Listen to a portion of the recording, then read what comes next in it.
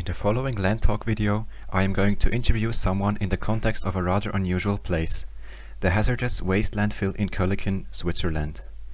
This site has seen a multitude of land changes, especially during the last 55 years. For the interview, they will be grouped into 4 phases. In the first phase, the site was used as a clay pit for more than 150 years, from 1823 until 1974, when it was closed because the clay was exhausted. In a second phase, from 1976 to 1985, the pit was used as a landfill for hazardous waste. Since knowledge about the toxicity of many types of waste was not as sophisticated as it is nowadays, many wastes were dumped into the pit without much concern. As a result, things like batteries, waste of chemical industries and other toxic substances like phosphorus found their way into the landfill.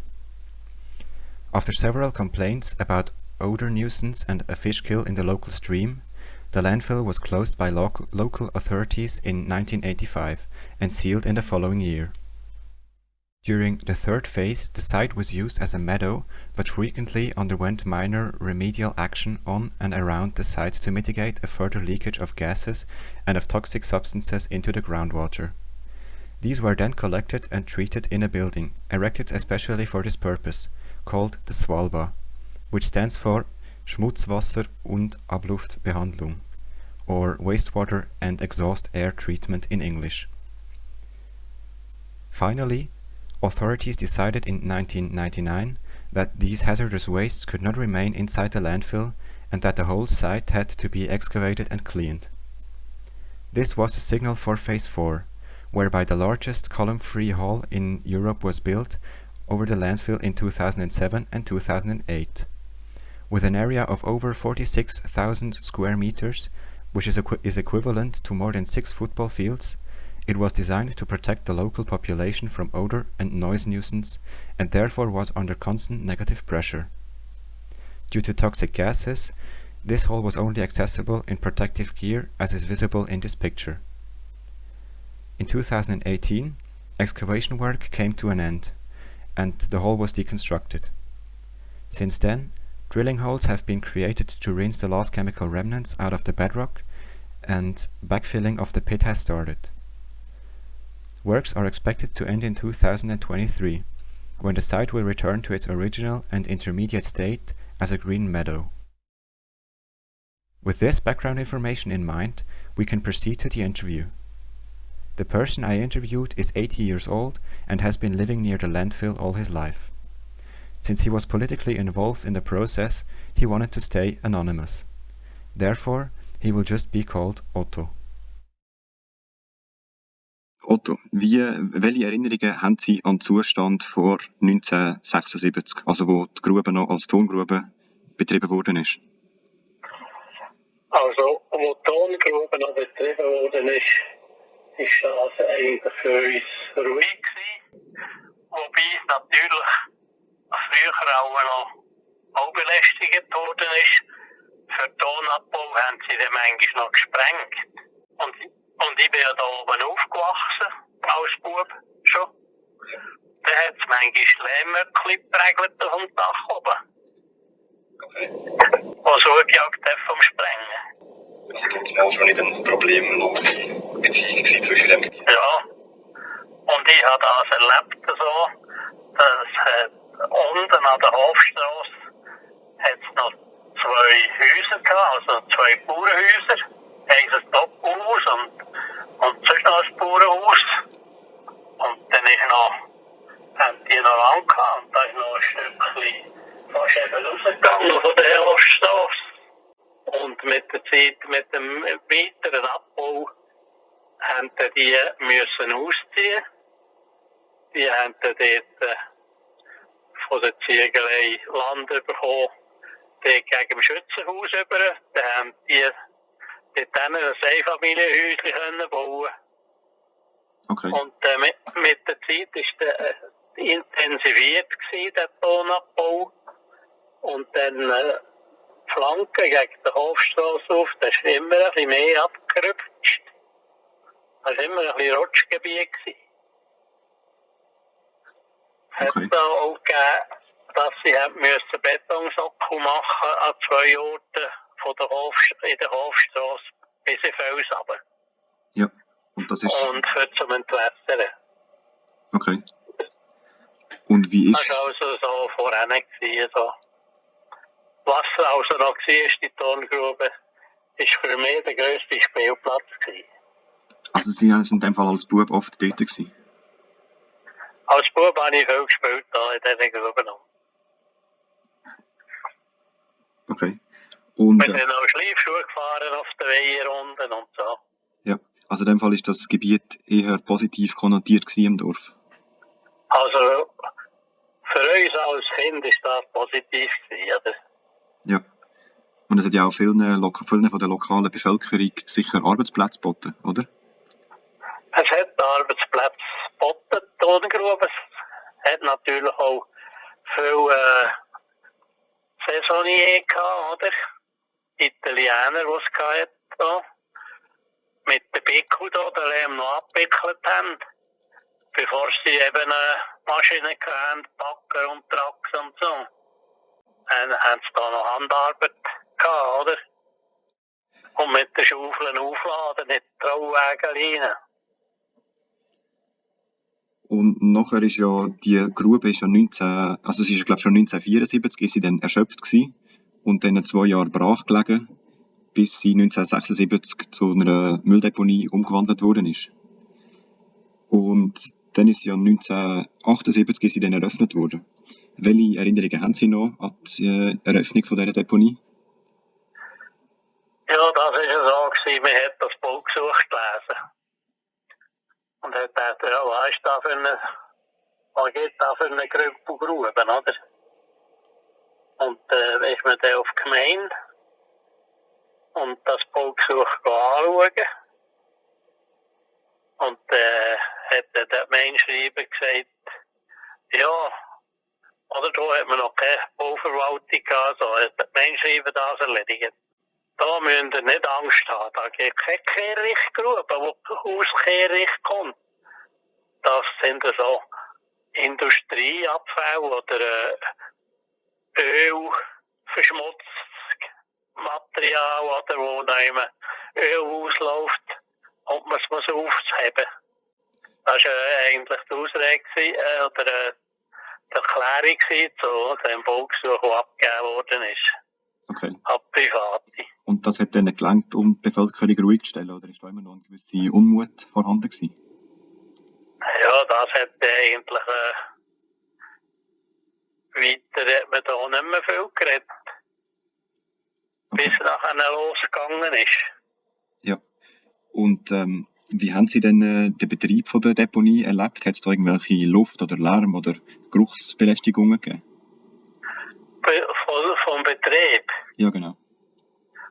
Also, als der Betrieb angefangen hat, ist ja fast über Nacht das erste Material gekommen, vom Aargau da unten unten, wo sie haben müssen auspacken. Ja. Und von einem Loch ins andere, oder? Ja. Ohne dass man es eigentlich schon viel gewusst hat. Und dann haben sie eben angefangen, da auffüllen.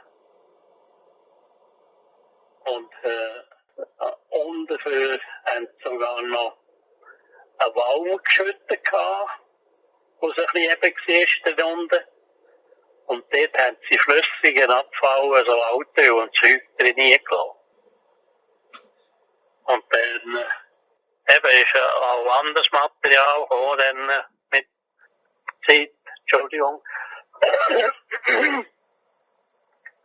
Und dann hat es aber angefangen zu stinken langsam. Das ist alles danach, wie der Winkel ist, haben wir da oben im Hof gestunken. Oder da ist da verweilt zu, oder gegen dem Dorf runter. Und dann haben sie da schon auch wieder zugedeckt mit dem Trax, das Zeug, oder? Ja. Und dann später ist dann eigentlich ein bisschen geordnet eingebaut worden, das Zeug, wenn sie Fässer gebracht haben. Mhm. Dann haben sie das ein bisschen gerade gemacht und dann die Fässer hergestellt Und mit Schlacken von der Kehrichtverbrennung haben sie drauf getan, bei dieser Lage. Und dann ist die nächste Lage fast drauf gekommen und etwa so ist da gegangen. Okay. Oder sind auch Batterien gekommen. Ja, also das hat man von außen gesehen. Lastwagenweise Batterien, die einfach gekippt worden sind. Okay. Und da hat man vollen Einblick gehabt als Einwohner, was da alles abgeladen worden ist? Ja, ich bin viel schauen. Okay. Und sind dort mal schon irgendwelche Bedenken in der Bevölkerung umweg gewesen, oder ist das einfach akzeptiert worden? Nein, das ist eben schon gekommen. Okay. Und Sie haben sich in dem Fall... Dann da eine Frau vom Dorf und hat dann auch stark interveniert. Und immer wieder gestichelt und gefragt und gemacht, oder? Und dann haben sie einfach weitergelaufen.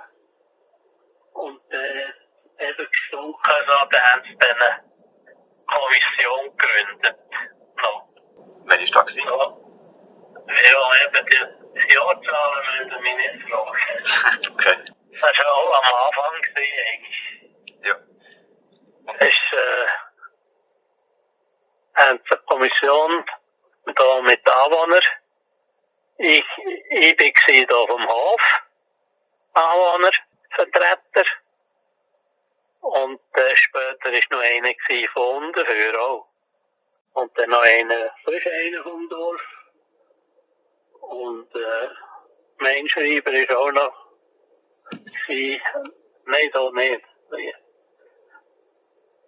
Noch einfach von der Gemeinde noch jemand. Und vom Konsortium, oder? Ja, und das hat dann irgendwelche Entscheidungen mit sich getragen, oder was ist dort ja, der da Output? ist auch wieder Sitzungen und Entscheidungen getroffen und hat auch Professoren dabei gehabt, etwa 2. Und hat eigentlich nicht viel gebracht, das Zeug. Mal. Ja. Der damalige Gemeindeammer, er hat eigentlich mehr gefragt, ob ich in die Kommission komme, oder? Ja. Und dann irgendwann hat es ja auch ein Fischsterben im lokalen Bach gegeben. Hat das irgendwie etwas geändert dazu mal? Ja, das ist eben schon etwas zuerst übergelaufen im Bach. Und das ist dann gleich nachher abgestellt worden. Haben irgendetwas ein bisschen gesammelt, Flüssigkeit und in Kanalisation genommen, oder? Und dann hat sie ja im Dorf und dann hat so den Schacht ausgestunken. Und die Kläranlage ist Biologie abgestanden.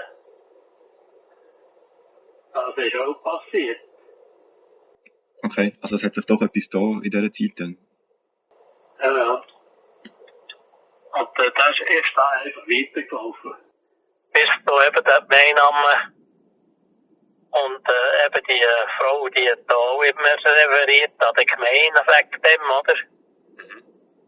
Und der Gemeindeamt dort mal gesagt, ja, jetzt ist fertig. Und hat dann die Deponie geschlossen. Okay. Damit kommen wir auch schon zu der dritten Phase. Nämlich ist sie dann verschlossen worden, also zuerst geschlossen und nachher ein paar Jahre später verschlossen worden.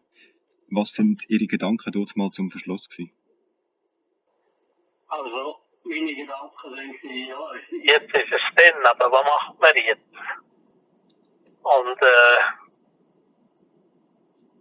es ist dann einfach weiter da, die Kommissionen ist weitergegangen. Hat die Kommission einen von der Basler Chemie präsidiert. Nachher ist der Regierungsrat, hat die übernommen, das Präsidium. Dann hat der Regierungsrat wieder gewechselt. Also ich habe jetzt ist der 4. Regierungsrat in der Kommission, oder? Und dann ist da einfach weitergegangen, bis der Regierungsrat Bieler gesagt hat, so, jetzt ist fertig, jetzt muss das Zeug raus, fertig. Ja, noch nicht ganz so schnell dazu kommen wir gerade. Rat. Und zwar zuerst noch, nachdem das Gebiet verschlossen worden ist. Wie haben Sie es dort mal wahrgenommen? Es war eigentlich noch gewesen, während dem Bau, muss ich noch schnell etwas sagen. Ja. Wo man reklamiert hat, haben sie dann hinterher, wo sie schon viel aufgefüllt haben, eigentlich, hat man einfach gesagt, die Fässer da unten, das gibt doch Reaktionen, die verrosten und kommt Material zueinander, wo Reaktionen bildet oder kann Gas bilden. Das war einmal ein Augenschein mit Kantonsarzt und Regierungsrat und Gewässerschutzchef und weiss ich was. Und da habe ich gesagt, da kann doch Gas geben und durchkommen. Ich bin nur Gärtner, aber ich weiss, dass das kann geben. Und dann haben ja, da müsst ihr nicht Angst haben, da müsst ihr nicht Angst haben, da wird 2 Meter dicht zudeckt, das ist nachher gut. Und nach ein paar, nach einem Jahr, 2 oder 3, haben sie müssen abdecken. Eine Abdeckung einbauen, fürs Gas abzufahren. Fürs Gas fassen und abziehen. Und das hat sie dann nachher in das Waldbau unten verbrennt. Ja, also ist in dem Fall das Gebiet dort ständig wieder unter gewissen baulichen Massnahmen gewesen? Ja, das ist immer dann dort oben, oder? Ja. Und haben Sie dann, Sie haben ja das Gas angesprochen, haben Sie das dann auch wahrgenommen, nachdem das Deponie dann abgesegelt wurde, also versiegelt worden ist? Ja, also geschmeckt hat man es nicht, das Gas, oder? Aber man hat schon gesehen, die haben immer abgefackelt, oder? Also in dem Fall haben Sie auch noch ein schlechtes Gefühl gehabt, nachdem eigentlich die Massnahmen schon getroffen worden sind? Ja. Das war einfach nichts sauberes gewesen. Ja. Dann kommen wir auch schon zu der 4. Phase, die Sie vorher schon angesprochen haben. 1999 ist ja dann der Sanierungsentscheid getroffen worden, dass das ganze Gebiet muss ausgehoben werden. Und was sind Ihre Gedanken zu dem Entscheid? Das war eigentlich ein freudiger Entscheid für uns hier im Gebiet. Und haben das eigentlich gut gefunden. Okay, auch wenn es eine gewisse weitere Lärmbelästigung mit sich gezogen hat oder hat? Es hat dann einfach, muss ich sagen, Vorentscheid gegeben noch, dass hier im vordersten Teil haben sie da noch Materialien weggenommen und eine Grube gefüllt da unten dran, bei den Zielguten unten. Also nachher ist der Entscheid gekommen, ja, es wird auspacken. Aber das müssen wir Halle bauen drüber hin. Da müssen wir eine Halle bauen drüber hin. Und dann ist die Halle dann geplant worden, ist vorgestellt worden, ist eigentlich die ganze Bevölkerung drumherum ist eingeladen worden. Das Waldbaben dort ist auch und ist das vorgestellt worden, wie das wird werden. Was sind die Rückmeldungen aus der Bevölkerung gewesen? Ja, es ist eigentlich positiv. Ja, das ist einfach noch da vom Anfang, aber ja, das ist eben Bau da vor den Häusern, oder? Und dann ist das so geplant worden, dann ist eine zweite Phase gekommen von einem neuen Projekt, eine stützenlose Halle. Und dann ist die ja nicht mehr so hoch geworden, dafür die Bögen, wo die Decke aufgehängt worden ist dran, die Riesenbögen. Das ist also das, was dann war. Okay. Und welche Erinnerungen haben Sie noch an die Zeit der Sanierung? Ja, da hat man eigentlich nicht viel gesehen. Okay. Das ist ja alles in der Halle passiert. Ja, in dem Fall haben wir einfach nur die Lastwagen herfahren und wieder wegfahren. Ja, und so. zwischen etwa einmal hat es auch wieder eine Anwohnerorientierung gegeben, wo sie wieder alle drumherum eingeladen haben. Oder etwa einmal auch das ganze Dorf eingeladen, um zu schauen. Aber in dem Fall ist die Akzeptanz von dieser Halle gross gewesen und man hat jetzt, also ist da keine Gefahr erwartet worden von der Bevölkerung? Nein, wenn die Halle ist ja unter Druck gewesen, also ist eigentlich, wenn es noch immer ein Leck gehabt in der Halle, dann hat es dort die Luft einsaugen, nicht rausstinken, oder? Ja. Aber zum Beispiel 2008 hat es ja dann trotzdem brennt in der Halle. Das heisst, ganz gefahrenlos ist ja das Ganze auch nicht gewesen. Das hat es gegeben, dass es brennt hat, wenn sie am Abbauen sind und gewisse Materialien zusammengekommen sind. Dass sich das entzündet hat. Aber mit der Zeit haben sie es im Griff gehabt, wenn so etwas passiert ist, haben sie Sand gehabt und haben es mit der Trax Sand über die Brandherde geschüttet, oder? Und es auch weggelöscht. Ja. Okay. Dann seit 2018 ist ja die Halle wieder rückgebaut worden. Und ja. Wird jetzt immer noch saniert. Also ich glaube, sie bohren jetzt noch immer die Schächte, die dazu dienen, um das Grundgestein auszuspülen. Und welchen Bezug haben Sie heute zu dem Gebiet? Also ich finde, dass gegenwärtig eine saubere Ordnung ist nicht unten. Eine saubere Deponie. Ja. Was natürlich jetzt bei dem schönen Wetter gibt, dass wenn die Lastwagen fahren, dass er nicht steuert. Dass er nicht Staub gibt. Aber sonst ist also, wenn man es so anschaut, ist eine saubere Deponie. Okay. In dem Fall ist jetzt auch wieder, also wird es positiv wieder wahrgenommen von der Bevölkerung oder herrscht da immer noch Unsicherheit oder gewisse Ängste? Ja, ich hätte schon sollte ich sagen, ja, wie ist denn das? Oder eigentlich hat es geheißen, was profiliert ist, das ist ja zu hoch und da haben sie müssen sagen, das gibt noch Senkungen, oder? Bis, wenn da fertig ist. Das geht dann noch runter. Wir können nicht so fest verdichten, dass es nachher nicht mehr, keine Senkungen mehr gibt. Und wissen Sie, wie das Gebiet in Zukunft verwendet wird? Also werden da es gibt ja ganz viele, zum Beispiel Auffangmechanismen zum Wasser, was aber gebraucht wurde, ist zum Wasser abhalten. Und wird dort noch etwas davon bestehen? Wissen Sie das? Vom Wasser abhalten, ja. Also die Svalbard, die wird ein paar Jahre bleiben. Und der Tunnel, oder, wo das Wasser, wo sie noch abfüllen, mit den Brunnen, die sie gebohrt haben, oder? Die Svalbard wird ein paar Jahre betrieben, so wie ich weiss. Und da geht man zeitlich. Und nachher, wenn es dann fertig ist da ein bisschen,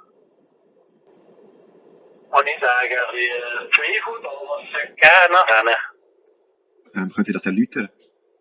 Wie? Können Sie das erläutern? Ja, es ist einfach, es hat Umwelt, Freunde, oder muss ich sagen, die da ein Denkmal machen. Und aber das ist am Anfang, wo die Deponie gemacht worden ist das Baugesuch gewesen, dass das sauber aufgefüllt wird und begrünt und landwirtschaftlich benutzt muss werden. Und jetzt will man da einfach anderes Zeug einzwängen noch. Und da bin ich also strikt dagegen und werde auch kämpfen dagegen. Okay. Aber es besteht ja oftmals immer ein bisschen die Angst von der Bevölkerung, dass wenn man auf so einem ehemals verseuchten Gebiet eine Landwirtschaft wird betreiben, dass dann das eventuell auch die produzierte Nahrung könnte beeinträchtigen. Bestehen die Ängste? Nein, also bei dieser Höhe, die das ist, habe ich die Angst nicht. Okay. Weil die sollen das so tief gefunden. Oder wo der Fels, wo vielleicht noch etwas drin ist. Aber das geht ja der aber nicht durch. Okay. Haben Sie sonst noch etwas anzufügen über die ganze Geschichte? Also, ich habe gesagt, immer an und für sich haben sie wollen etwas Gutes machen, eine gute Deponie, aber sie haben das Wissen nicht gehabt für so etwas. Und haben das eben nicht fertig gebracht, dass es etwas Gutes ist. Das ist also meine Äußerung zu der Deponie vom Betrieb. Was nachher gekommen ist, dass es entsorgt ist wieder, das ist eine gute Sache, dass das wieder fort ist. Und jetzt geordnet aufgefüllt wird und abgeschlossen nachher.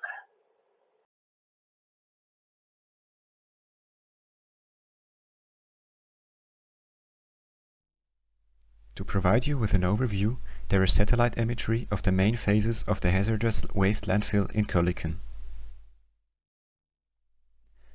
On this aerial image from 1946, one can observe that the clay pit is still in use, and we can even spot the two farmhouses which Otto mentioned in the interview.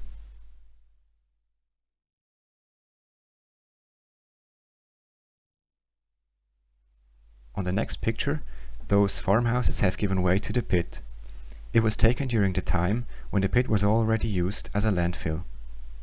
We therefore can spot the ramp from which the trucks used to dump their load into the pit, indicated by the arrow.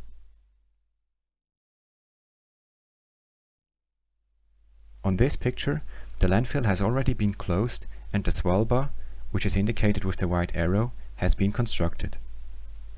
Note that the outlet of the boreholes from which the gases were collected are visible as white spots on the meadow.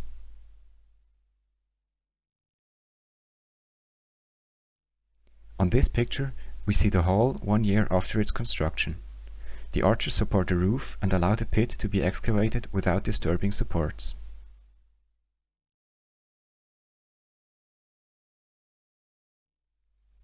On the last picture from 2018, we can witness the deconstruction of the hall. Today, the site looks almost the same, except for the arches, which have been completely removed by now.